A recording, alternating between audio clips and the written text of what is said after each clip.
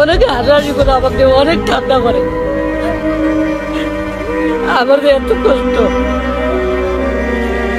আমাদের বাড়ি চালাটা থাকতো, আসলে আমি অনেক খুশি হইতাম।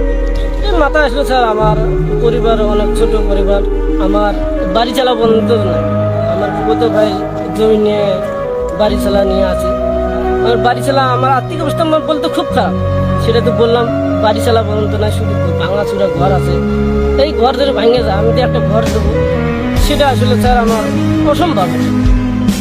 এটা আল্লাহ পাকের ইচ্ছায় আমি অনেক টেনশনে থাকি, এই জন্য এগুলা যন্ত্রপাতি আমি কিনছি।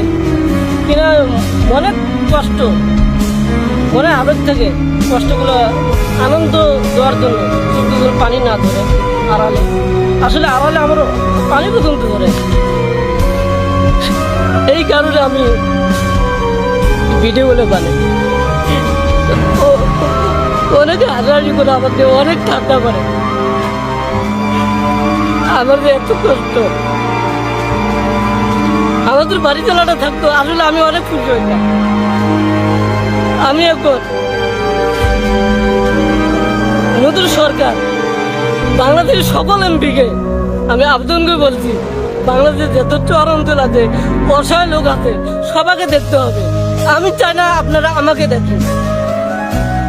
মানুষ খুশি থাকলে আমিও খুশি থাকবো, এটাই আমার আদর, এটা আমার কথা।